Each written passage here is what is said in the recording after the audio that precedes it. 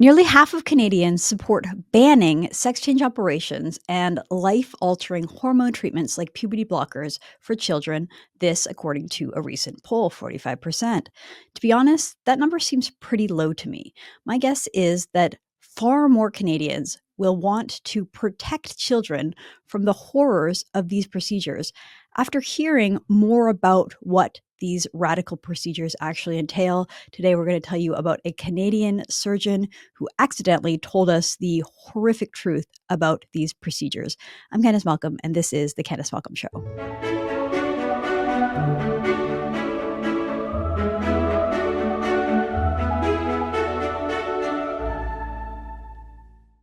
Hi, everyone. Thank you so much for tuning into the podcast. Don't forget to like this video. If you're new around here, please subscribe to our True North channel. Leave us a 5-star review if you enjoy the podcast, and head on over to our website, www.tnc.news, to sign up for a newsletter so you never miss a story. All right, folks. So on the weekend, we had conservative leader Pierre Poilievre share the following post on X. He tweeted on Saturday, he says, Canadians support Premier Smith's common sense protection of children. Trudeau must butt out. And in that tweet, he shares a link to a National Post story telling us that nearly half of Canadians support banning surgery and hormones for trans kids, according to an exclusive poll conducted by the National Post. So this exclusive poll was done on behalf of the National Post. It was carried out by Leger Poller, which is one of the most sort of credible and authentic pollsters out there.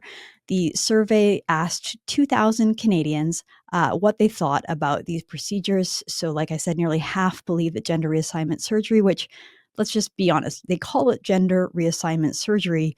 That is a euphemism. What we're talking about is a sex change operation. We are talking about removing the external genitalia for young men and women and trying to alternate it. So when you hear things like gender reassignment surgery, it sort of sounds benign and vague. We're going to talk about in this episode. We're talking about something pretty gruesome, pretty horrific when you learn the gory details. But anyway, it says here nearly half of Canadians believe gender reassignment surgeries, aka sex change operations for minors, should be prohibited, and they support bans on hormone prescriptions for children. Roughly 5 and 10, so 45% support a blanket ban on these surgeries for minors. So that would even include in cases where the parents want it. Canadians are saying 45% of Canadians are saying absolutely not, under any circumstances, no way, no surgeries like this for children. That was the most popular response in the survey. And on the flip side of that, only 11% said that they think that it should be permitted without parental consent, which is the far fringe position held by Canada's left, held by the Liberals, that basically kids should be able to do whatever they want, and that their awful, backwards, bigoted parents shouldn't have a say, basically. So that's the extreme side, only 11% on that side. And so similar rates of opposition, 42% were registered for puberty blockers and hormone therapies for children aged 15 and under. Apart from those who had already begun the intervention, slightly over a quarter, 26% of Canadians felt that such medical interventions, when paired with parental consent, were appropriate. So again, we've got 45% saying no way under any circumstances, 26% saying, okay, fine, they can do it, but only if their parents say they can, and then 11% saying that kids can make these decisions without their parents. So that's where we are. I think, like I said, that those numbers are a little off. I've seen other studies that show far more Canadians opposing these surgeries. And I think that the more we learn about what these surgeries entail, the more likely you're going to be to oppose. And one of the great things that Pierre Poilievre did when he was interacting with the media on this topic 2 weeks ago, and Danielle Smith did this too, is that they make the journalists actually state the policy they're talking about. So you hear left-wing journalists and people like Justin Ling who just talk about this. They frame it as access to healthcare. Why are you opposed to access to healthcare for kids? That makes it seem like, hey, I don't want anyone to not have healthcare in Canada. I think that we should do a much better job of letting people have healthcare. And so the idea is that it's just about access to healthcare. Pierre Poilievre stopped Justin Ling in that interaction and said, well, what specifically are you talking about? And what he's specifically talking about are these sex change operations. And once Canadians get past the euphemism and learn what it is, I think they're much less likely to support these kinds of procedures. So this is what we're talking about. And let me just give you a little bit of a trigger warning that the content I'm going to be talking about is very graphic.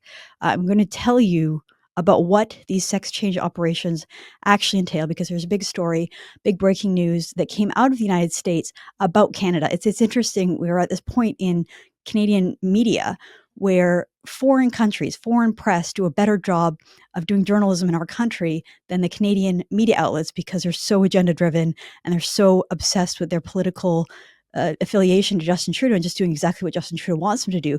They don't do real journalism.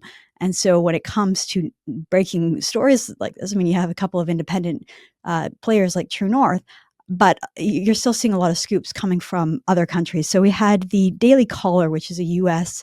news foundation, broke this scoop. And this is a story that was picked up by the Daily Mail. So here is a scoop over in the Daily Mail. It says, top Canadian surgeon reveals the truth about sex change ops. Unearthed video lifts the lid on ill-trained doctors, dying appendages, and dreaded complications. So this came to us courtesy of the Daily Caller, and it talks about this doctor in Montreal named Dr. Alex Laungani. He says the lucrative trans medical industry has grown too quickly. Surgeons don't get enough training in rush to provide top and bottom ops. Okay, so basically what happens is these doctors won't come to the media and tell the truth about what's going on. They want to keep it a secret. They don't want to ruin what is a very lucrative business and potential business model for them. But when they're behind closed doors, when they're talking to each other in more of a clinical setting, they're much more likely to just sort of be open and honest about what is going on. So that's what we have here. The event is the World Professional Association for Transgender Health, and that event was recorded. That footage was made public via records requests from the Daily Caller News Foundation. And then this one particular doctor, Montreal doctor Alex Laungani, who is a clinician at Canada's Metropolitan Centre of Surgery, made these damaging revelations about the pretty bad, what he calls the bad effects of sex change operations while he was addressing colleagues. So I'll play you a couple of clips. And again, just to warn you, this is pretty graphic and pretty horrific what we're talking about. But basically, what Dr. Laungani is saying is that there's a huge rise in interest in this. Like all of a sudden, there's a huge rising number of trans patients who want these kind of surgeries. The hospitals don't want to turn them away because it's a big potential money-making part of their business. But the problem is that there's a lack of training and they're not properly trained. And because of that, there's just been absolutely horrific outcomes when it comes to some of these surgeries. They're rushing to do the surgery, but they're not properly trained. And because of that, many of these surgeries go wrong. So here is a clip of Dr. Laungani talking about the results of a male to female genitalia surgery and how basically the most dreaded complications that happen during this procedure. Let's play that clip. Complications can be pretty bad for vaginoplasty, and the most dreaded complication is to perforate the rectum while you are dissecting the vaginal cavity. You are essentially dissecting the cavity between the prostate and the rectum, and there's literally no space there. So you have to create a new plane in a spot that doesn't exist. So you're very much close to the rectum, and it's very hard. It's very easy to get in there. Pretty horrific stuff. I've got a second clip for you here where he talks about one of the many issues that come from, again, creating an artificial vagina, essentially castrating a man, creating an artificial vagina, and then the outcome of what that patient has to deal with in the future. Let's play that clip. And then as soon as we remove, at least at GRS, as soon as we remove that vaginal stent, we start dilating. Because there will be a tendency from the body to want to contract and close that, considered as a wound, sort of. So you will have to fight that contraction and then dilate quite a bit at first, which is, what patients call a full-time job for the first few months, because it's 4 times a day. It's a lot. So not exactly pretty stuff. Again, takes an American news outlet and a British news outlet to report on these. I assume outside of True North, this story is not going to be covered by anybody else. But again, pretty graphic stuff, what we're talking about. And I'm going to continue. I want to talk to you a little bit about Jordan Peterson because he's picked up on this topic. And I think he is saying the truth in a way that many, many others will not. So, Jordan Peterson shared Pierre Poilievre's tweet that I shared at the beginning of the episode. And then he started replying to those who were sort of moralizing about how important it is for trans people to have these procedures. So I'll show you one tweet, and then I'll show you a second tweet that Peterson shared that has a very graphic image. But the first one is Peterson saying this: "You are actively promoting the worst acts of medical butchery in the history of the West. You think you are moral. I think you're worse than the Auschwitz perpetrators. They, at least, had the shame to hide their crimes. You flaunt yours as virtues, and you dare to threaten your enemies with the suicide of children. That's a lie. There isn't a shred of clinical evidence to support it. In the meantime, you are actually promoting the mutilation and sterilization of children. I think the worst of the prisoners in the prison you deserve to be in will be properly ashamed of associated with you." Okay, so he goes pretty far there. And then, just for good measure, he shares a picture, which I will share with you in a moment, but let me just warn you in advance. It is incredibly graphic to see what it is that we're talking about in graphic detail. So I'll read you the tweet first. I'll show the picture just very briefly. Peterson writes this. He says, "Or does this graphic display of what you so compassionately promote leave you properly silenced? Forearms stripped to produce non-functional pseudo-genitalia by demented, sadistic medical monsters for profit." If you don't want to see it, avert your eyes right now. I'm going to show it just for a few minutes, but this is what we're talking about. So let's share this picture.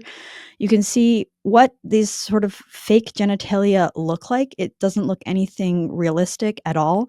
You can see how they strip skin from other parts of the body, strip away flesh to create this fake pseudo penis, basically. And this is what they're defending. So when you hear left-wing politicians like Justin Trudeau and Rachel Notley and all these other far left politicians, that is what they're defending. It is disgusting and sad. And I don't really understand how that can make anybody feel better about their gender dysphoria or about their gender confusion.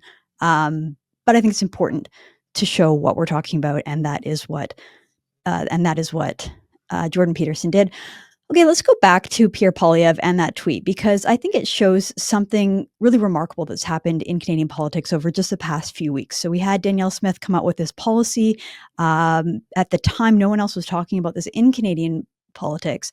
And now here we have the leader of the opposition, presumably the next Prime Minister of Canada, doubling down on his protection of Premier Smith's common sense protection of children and protecting kids. So you can see Pierre Poilievre's tweet right there, went viral. It's got over 1 million views as of today, Tuesday morning. And this triggered the left. This triggered them in a way that Pierre Poilievre has just become so good at doing. So here we have Rachel Gilmore, who's a former journalist for Global News, and she responds to this saying, "An online poll, which means no margin of error, of 2,000 people, not even half support Smith's policy. This before the average Canadian is fully informed about the impact these policies will have on youth suicide. This is not the win it's being framed as." I agree with her that the numbers are probably wrong, because this is before Canadians are fully informed. And I just think that when they're fully informed, they're going to go the opposite way than what Rachel Gilmore suspects they will. Because I think this is one of those situations where the more you understand, the more you know about the policy, the more horrific it is, and the less likely you are to support it. So we likewise have a tweet from Sherry DeNova, who's a former Ontario NDP member of the provincial parliament. And apparently she's currently a minister of the United Church of Canada. Oh, goodness. So she writes this: "More than half of Canadians don't have a clue about what they're talking about when it comes to gender diverse children, and neither do you. This is a crap poll, and this anti-science propaganda will result in the suicides of our most vulnerable children, who already have the highest suicide rate now, proud now." And it was those tweets, this woman, Cheryl DeNova, that Jordan Peterson was replying to in that earlier thread where he called her a butcher. So they basically have one point that they fall back on, which is kids have high suicide rates. If you don't let them mutilate their bodies, they will kill themselves. It's basically like a suicide threat, that you have to do this. If we don't do exactly what the left says, the kids will kill themselves, and that's the end of the conversation. And it's I mean, Peterson addressed it, and I think he is right that the numbers don't even show that.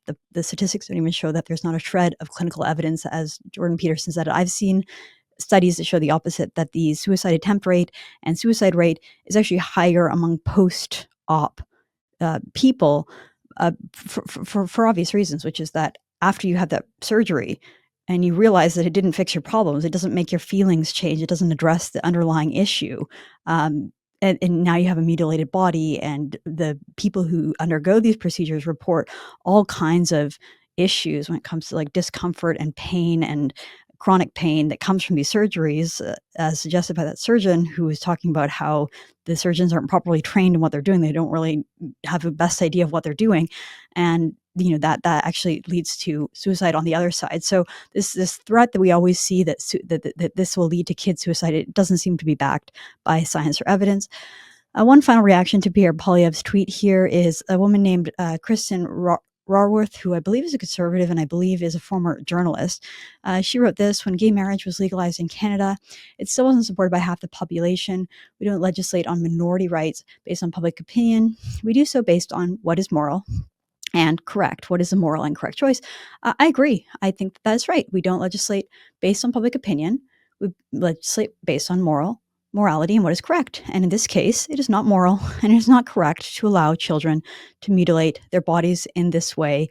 And this whole industry, like Jordan Peterson notes, this for-profit industry that sucks children in and makes them believe that having these surgeries will somehow make their problems go away. It's not correct. It's not moral. It's not good. And that is why these surgeries ought to be banned.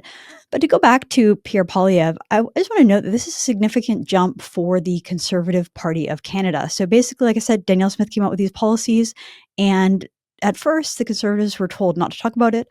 There was no word whether the Conservative Party of Canada was going to support it or oppose it. It seemed like they were just going to kind of stay out of it. And it wasn't until Pierre Poilievre was really pushed by the media 2 weeks ago to take a stance, and he finally did, and he came to the correct choice. And this tweet over the weekend is just really him doubling down on that.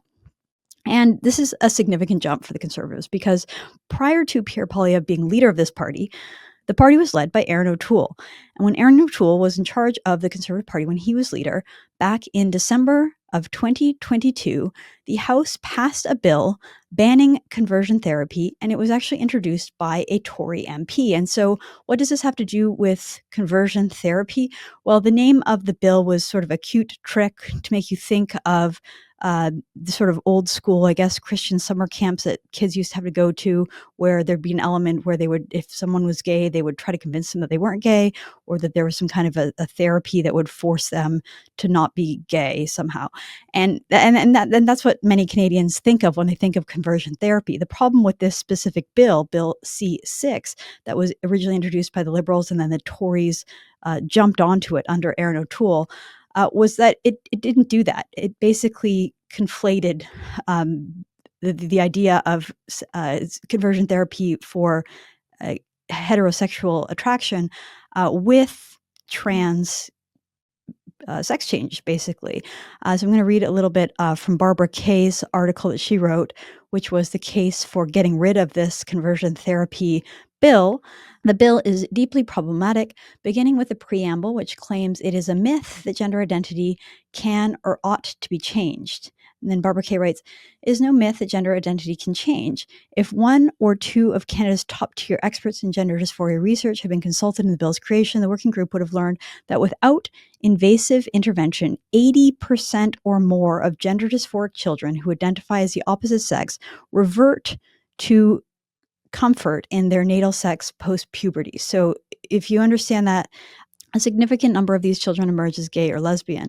But these scientific experts were not consulted, not a good look for the framers. So if you understand that correctly, 80% of children who suffer from gender dysphoria and may think that they're the opposite gender pre-puberty, 80% of them go back to their original sex, to believing they're part of their original sex after puberty. Many of them emerge as gay or lesbian. So we're talking about 80% of kids change their mind.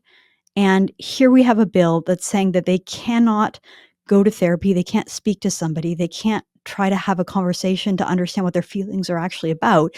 This bill silences them. And Dr. Peterson spoke out about this bill at the time, about how it had a silencing effect on his profession, how it meant that psychologists couldn't talk to patients in this situation. They were worried about losing their licenses. And there's all kinds of repercussions. But it didn't matter, because back then the conservatives were much more interested in just virtue signaling, that they were sort of a new progressive party that was just like the liberals when it came to gay issues and social issues. And so here I'll play this clip of the conservatives in the House of Commons, a conservative introducing this bill, and then you can see the unanimous consent that it received in the House of Commons. Let's play that. Mr. Speaker, I'm asking for unanimous consent to adopt the following motion: that notwithstanding any standing order or usual practices of the House, Bill C-4, an act to amend the Criminal Code, conversion therapy, be deemed to have been read a second time and referred to a committee of the whole, deemed considered in committee of the whole, deemed reported without amendment, deemed concurred in at the report stage, and deemed read a third time and passed.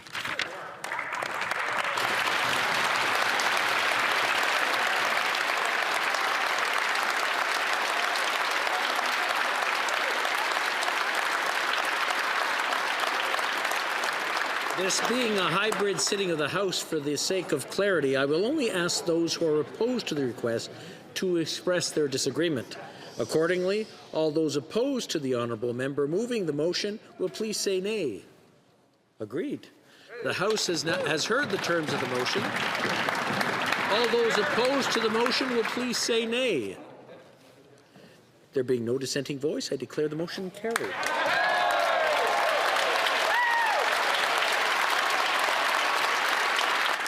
I should note that not all of the Conservative members of Parliament were in the House that day. Apparently, they had sent a group over to Europe to deal with to go attend NATO meetings and to deal with something that was happening with the sort of Russia-Ukraine war at the time, and so several key MPs were not there.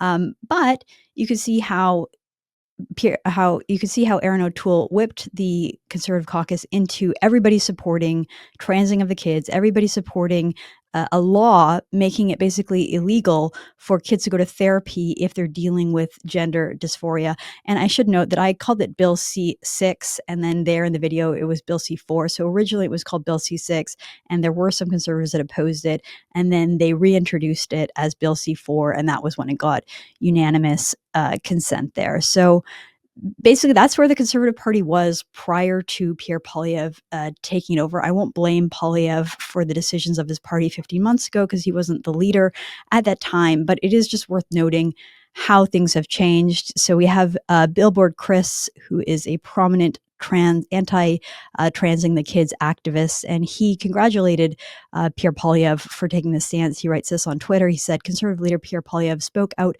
against puberty blockers for the first time last week. Now he's doubling down. Congratulations to all the Canadians who've been on the front lines raising awareness about this for years. We will end child transition in Canada. So definitely shows the work that these activists have had in raising this issue and showing us the true colors behind what is behind these surgeries. People like Billboard Chris deserve a tremendous amount of our gratitude for raising this issue and bringing it into the public consciousness as it is. You can tell that the country is now shifting and conservative ideas are becoming more popular. You saw that many of the activists compare this to gay marriage and how originally people didn't agree with gay marriage. And they think that this is just going to be like the next civil rights movement. This is going to be the next issue that the left will win on, and they can just point to conservatives and say, look at these bigots. But that's not the case. This is a totally different issue than the marriage issue. And when you look at the facts, when you look at the gruesome details, when you see surgeons like that surgeon in Montreal warning about how difficult these surgeries are, how ill-prepared many surgeons are for doing the surgeries, and all of the negative consequences of these surgeries, you recognize that this isn't just the next civil rights trend. This is something that's deeply wrong. And I think more people will fall in line with what Jordan Peterson believes on this issue, which is this is modern day butchery, and these are true crimes that are being perpetrated. Another point that's interesting is that Danielle Smith has shown herself to be the leader of the conservative movement in Canada. She was the one who was bold enough to take on this issue, and that it could have gone sideways. It could have been a mistake. The Conservative Party 15 months ago would have distanced themselves from her and probably condemned her and said that she was wrong. But now, just how much the country has changed in the last few years, Danielle Smith comes up with this policy. Most Canadians support her, and now the leader of the opposition, Pierre Poilievre, to his credit, has been willing to take the same stand and is now doubling down and actually being a conservative. It's wonderful to see. I don't think this is a winning issue for the left. I think that many Canadians will see the truth about how horrific and how wrong these sex change surgeries truly are. I'm Candice Malcolm, and this is The Candice Malcolm Show.